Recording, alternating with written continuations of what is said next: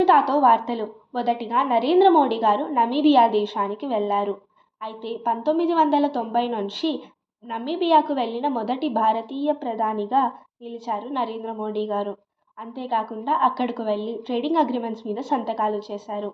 అయితే దీని తర్వాత భారతీయ యూపీఐ పాలసీని పాటించిన మొదటి ఆఫ్రికన్ కంట్రీగా నమీబియా నిలుస్తుంది. దాని తర్వాత నమీబియా యొక్క గ్రేటెస్ట్ హానర్ అయిన సింబల్ ఆఫ్ ఫ్రెండ్షిప్ని కూడా అందుకున్నారు. గుజరాత్లోని వదోదర అనే ఒక ప్రాంతంలో గంభీరా అనే ఒక బ్రిడ్జ్ ఉంది. అయితే ఇది 2022లోనే కుప్పకూలుతుంది అని హెచ్చరికలు జారీ చేయగా ఎవ్వరూ పట్టించుకోలేదు. ఇది ఈ మంగళవారం ఉదయం 7 గంటలకు కుప్పకూలింది. అయితే దాని మీద ఉన్న 6 వాహనాలు కాస్త మహిసాగర నదిలోకి పడిపోయాయి. అయితే దీని తర్వాత 13 మంది మరణించగా వారిలో 2 పిల్లలు ఉన్నారు. దీన్ని చూసిన తరువాత గుజరాత్ సీఎం అయిన భూపేంద్ర పటేల్ గారు దీని మీద చర్యలు తీసుకోమన్నారు. అంతేకాకుండా మన ప్రైమ్ మినిస్టర్ అయితే కోల్పోయిన కుటుంబాలకు 2 లక్షలు ఇవ్వండి అని కూడా చెప్పారు. హైదరాబాద్ క్రికెట్ అసోసియేషన్ ప్రెసిడెంట్ అయిన జగన్మోహన్ రావు అలాగే ఆ అసోసియేషన్లో 4 కీలక వ్యక్తులను అరెస్ట్ చేశారు సిబిఐ వారు. అయితే కావలసిన టిక్కెట్ల కంటే 10% కాంప్లిమెంటరీ టిక్కెట్లు ఎక్కువ ఇచ్చారని, అంతేకాకుండా దానికి సన్ రైజర్స్ హైదరాబాద్ ఒప్పుకోలేదని, దాంతో వారి విఐపి బాక్స్లు మూపించారు అని వీరిని అరెస్ట్ చేశారు.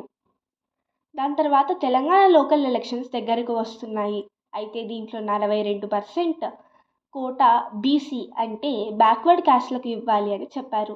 దీనికి బీఆర్ఎస్ పార్టీ ఒప్పుకోగా కవిత గారు ఒకవేళ రూలింగ్ పార్టీ అయిన కాంగ్రెస్ దీని మీద యాక్షన్ తీసుకోకపోతే మేము రైలు రోకో ప్రొటెస్ట్ చేస్తాము అని చెప్పారు. అయితే ఈ 42% కోటా బీసీలకు ఇవ్వాలి అనే దానికి కాంగ్రెస్ అలాగే బీజేపీ పార్టీలు కూడా ఒప్పుకున్నాయి. అయితే ఈ నెల 8వ తారీఖు మన సీఎం అయిన రేవంత్ రెడ్డి గారు యూనియన్ ఫర్టిలైజర్ మినిస్టర్ అయిన జేపీ నడ్డా వద్దకు వెళ్ళి 5 లక్షల టన్నులు రావాల్సిన యూరియా మాకు 3 లక్షల టన్నులే వచ్చింది అని చెప్పగా వారు దానికి అంగీకరించి యూరియాను ఇస్తాము అని చెప్పారు. రీసెంట్గా రాజస్థాన్లో ఐఏఎఫ్ జాఊర్ అనే ఒక ప్లేన్ కుప్పకూలింది. ఇది బనోడా అనే ఒక ప్రదేశంలో చురు అనే ఒక జిల్లాలో కుప్పకూలింది. దీంట్లో ఒక పైలట్ బయటికి రావాలి అని ప్రయత్నించినా బయటికి రాకపోవడంతో అక్కడికక్కడే మరణించాడు. గత 4 నెలలుగా ఇది 3వ ఫ్లైట్ క్రాష్.